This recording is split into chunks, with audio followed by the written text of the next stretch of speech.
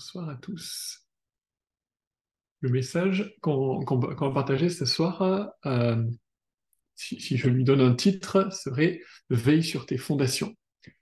Et j'ai eu à cœur ce message quand on chantait dimanche matin ce chant qui dit Christ est ma seule fondation. Donc en ce début d'année, on a souvent tendance à faire le point sur l'année passée, faire un débrief sur nos objectifs passés et voir quels objectifs on a pu accomplir et en tirer des nouveaux objectifs pour l'année à venir. Et ce que j'ai eu à cœur pour nous ce soir, c'est qu'on puisse faire un point, ce point-là de nos objectifs passés et de nos objectifs à venir pour notre vie spirituelle, avec cet encouragement qui est de veiller sur nos fondations, sur notre construction. Et, euh, et donc, lorsqu'on regarde notre année passée, peut-être que le bilan est toujours positif, et merci Seigneur. Peut-être que on a pu en retirer du bon, on a pu grandir, on a pu ne pas rencontrer particulièrement de difficultés.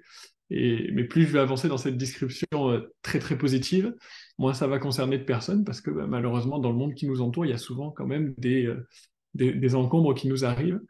Et peut-être que totalement au contraire, on aspirait justement à cette nouvelle année comme pour tourner la page de l'année précédente où on a retiré majoritairement du négatif et on pourrait dire que cette année, on voudrait plutôt la fuir.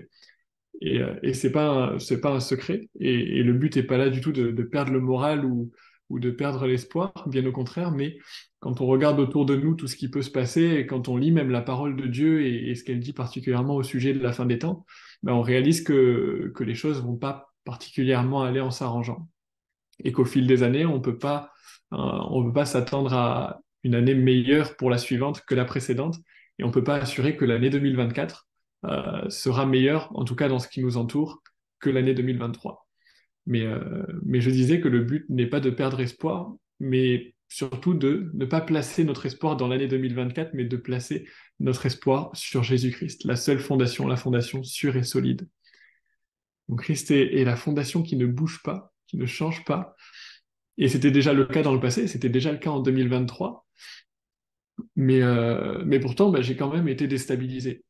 On peut se demander ça pourquoi. Est-ce que en 2023, alors que Christ était déjà une fondation solide qui ne bougeait pas, j'ai quand même été déstabilisé? Pourquoi est-ce que ça pourrait changer en 2024? Et on partageait hier soir, c'est Sam qui partageait ce verset dans Jérémie 15 au verset 19. Si tu te rattaches à moi, je te répondrai et tu te tiendras devant moi. Si tu sépares ce qui est précieux de ce qui est vil, tu seras comme ma bouche. Et, euh, et en fait, c'est une des premières étapes que j'aimerais vous partager dans ce cheminement de ce soir, c'est de nettoyer ce qu'il y a d'impureté, pardon, entre la fondation et la construction. Euh, et donc, ce verset nous disait de se rattacher à l'Éternel, de séparer ce qui est vil de ce qui est précieux. On peut se demander qu'est-ce qui, en 2023, qu'est-ce qui, par le passé, a pu me séparer, moi, la construction de la fondation solide qu'est Jésus-Christ. Et, euh,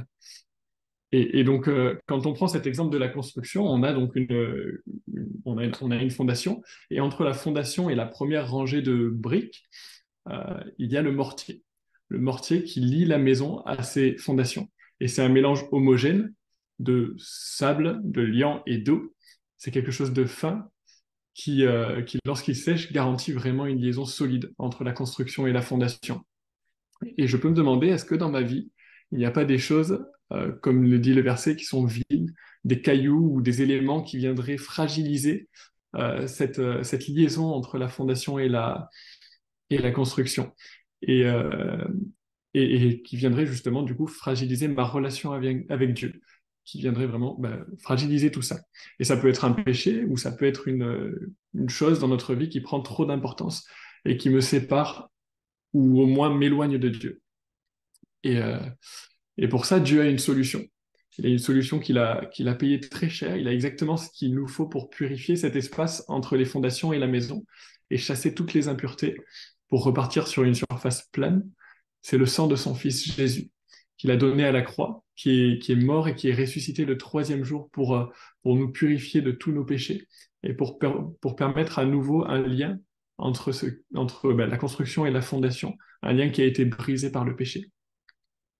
Et en réel, qu'est-ce que ça nous demande de faire? Ça nous demande de simplement nous placer devant Dieu, de lui demander de nous éclairer sur ce qui nous éloigne de lui, si on avait un doute sur ce sujet-là, même si en général, en réfléchissant un peu, on trouve assez facilement ce qui peut nous séparer de Dieu, ce qui peut nous éloigner, ce qui nous prend trop de temps, ce qui prend trop d'importance dans notre vie, et simplement lui demander pardon pour ces cailloux qui ne permettent pas qu'on soit complètement attaché à lui.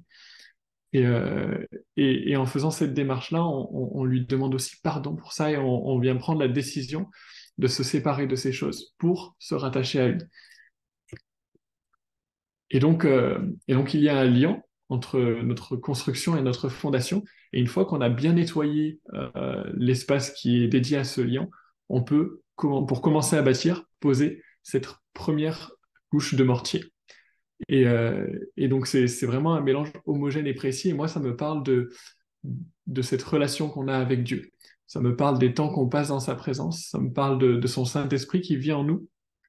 Et, euh, et qu'on puisse prendre aussi, pour cette nouvelle année, des décisions dans ce domaine, si ce n'est déjà pas le cas, en réalisant que c'est un entretien qui doit vraiment être quotidien. Cette couche qu'il y a entre la fondation et la construction, c'est ce qui nous lie à notre Dieu. Et c'est un entretien qui doit être quotidien parce qu'il y a du côté des ténèbres, du côté de l'ennemi de notre âme, du côté aussi de la faiblesse de notre chair, mais toujours, il y a toujours cette volonté de venir insérer des cailloux, insérer des impuretés, insérer des éléments qui vont nous séparer de Dieu. Et l'ennemi, lui, ne se relâche pas. L'ennemi, il lutte au quotidien pour contrer notre relation avec Dieu. Alors à nous de réaliser que c'est un entretien qui doit être quotidien. Chaque jour, je dois me placer devant Dieu et je dois inspecter mes fondations. Je dois inspecter ce lien qu'il y a entre Dieu et moi, inspecter ma relation avec lui et vraiment venir l'entretenir jour après jour. Et pour continuer dans notre construction, on va entourer chaque brique de nos vies de notre relation avec Dieu. Donc, dans cette image de la construction, donc il y a la fondation. Donc, dans le verset qu'on a lu, c'est l'Éternel auquel on se rattache. Il y a le sang de Jésus qui purifie et qui enlève toutes les impuretés. Il y a cette première couche de notre relation avec Dieu quotidienne à entretenir pour vraiment rester en connexion avec lui. Et nous, dans cette image, on est un amas de briques. Un amas de briques qu'on va superposer. Et si on superpose ces briques sans mettre un lien là aussi, euh, la construction ne sera pas solide, ou du moins elle ne tiendra pas plus loin que la première tempête, où toutes les briques vont s'écrouler parce qu'elles ne sont pas du tout scellées entre elles. Et donc on a à nouveau besoin de ce mortier. Et, euh, et donc ces briques, elles peuvent représenter des facettes de notre vie, elles peuvent représenter nos activités, elles peuvent représenter nos projets, elles peuvent représenter simplement chacune de nos journées. Et, euh, et en fait, l'image que ça me donne, c'est qu'on a besoin d'entourer chacun de nos projets, chacune de nos activités, chacune de nos journées de notre relation avec Dieu, de sa présence, de son esprit qui vit en nous. Et Dieu est vraiment un Dieu de relation et c'est quelque chose que j'aime réaliser, particulièrement ces derniers temps. C'est quelque chose que j'étudie pas mal, de, de réaliser que Dieu est un Dieu de relation qui nous a créés à son image pour avoir vraiment une relation avec nous. Et alors Dieu est heureux quand on l'invite dans nos cultes parce que c'est un moment qu'on consacre à le louer, à le célébrer, à recevoir de sa part au travers de ce qu'il nous apporte. Mais Dieu aime aussi quand on l'invite dans nos activités. Dieu aime quand on l'invite au parc parce qu'on va regarder la nature, contempler son œuvre et tourner notre cœur vers lui en disant c'est merveilleux ce que tu fais. Dieu aime quand dans un moment en famille, on peut se tourner ensemble vers lui et simplement être reconnaissant de ce qu'il a guidé toutes choses pour que notre famille soit fondée. Dieu aime que lorsqu'on est au travail, on puisse se tourner vers lui, que ce soit lorsqu'on rencontre une difficulté ou bien même simplement pour être reconnaissant de ce qui nous donne un travail, de ce qui nous permet de nous épanouir aussi là. Et, et voilà, Dieu veut vraiment une relation avec nous et il veut pas qu'on ait simplement cette première couche de mortier qui vient lier la maison à la fondation. Il veut vraiment que chacune des briques, chacune des parcelles de notre vie soit entourée de sa présence et qu'il puisse être investi dans chacune de ces facettes de notre vie. Donc l'encouragement qu'on a ce soir, c'est pas forcément à la fin de 2024 de faire un bilan d'année disant cette année a été positive en tout point, cette année je n'ai pas eu d'encombre, tout s'est bien passé. Euh, c'est pas un manque de foi, je pense, de dire que ce sera probablement pas le cas, mais qu'on puisse dire, chacun d'entre nous, comme le dit le pont du chant qui m'a inspiré ce message, ouais, cette année, peut-être les vents, la pluie ont déferlé sur ma vie, mais j'ai bâti ma vie sur Jésus-Christ. Et donc, ben, j'étais sur la fondation qui est solide. Et même si les vents et la pluie se sont abattus, je n'ai pas bougé parce que celui sur lequel j'étais fondé était solide. Voilà, c'est les quelques mots que je voulais partager avec vous pour qu'on puisse s'encourager pour cette nouvelle année. Puis on va prier maintenant. Seigneur, je te remercie, c'est vrai, parce que toi, tu es ce rocher solide qui a toujours été présent, qui a toujours simplement attendu qu'on s'attache à toi, Seigneur mon Dieu.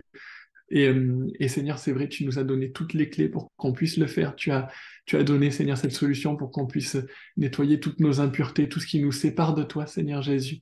Seigneur, par le sang de ton Fils que tu as donné, Seigneur Jésus, tu nous permets aujourd'hui d'avoir accès à toi, d'avoir une vraie relation avec toi qui est le Dieu, ce Dieu relationnel, Seigneur Jésus. Merci parce que tu veux vraiment, Seigneur Jésus, que jour après jour, on puisse passer du temps dans ta présence. Tu veux partager, c'est vrai, chacun des moments de vie, Seigneur Jésus, avec nous. Tu veux pas simplement passer les moments qu'on décrit spirituels, mais passer chaque moment de notre vie avec nous. Tu es avec nous tous les jours jusqu'à la fin du monde, Seigneur mon Dieu. Et c'est vrai, on veut croire que cette année, peu importe les circonstances qui se passeront autour de nous, peu importe les épreuves, les maladies, les tempêtes, tout ce qui peut se déchaîner autour de nous, Seigneur mon Dieu, tu seras avec nous et il nous suffit de nous attacher à toi, de te permettre d'entourer toute notre vie, Seigneur Jésus, de nous protéger et vraiment, je crois que tu seras fidèle pour le faire, Seigneur mon Dieu. Merci parce que tu nous donnes l'occasion, c'est vrai, de nous attacher à toi. Et merci pour toute cette année qui vient, Seigneur Jésus, que tu puisses bénir chacun de mes frères et sœurs qui sont là, ceux qui écoutent, Seigneur Jésus. Merci pour ta présence, Seigneur, et pour cette Église, Père. Amen.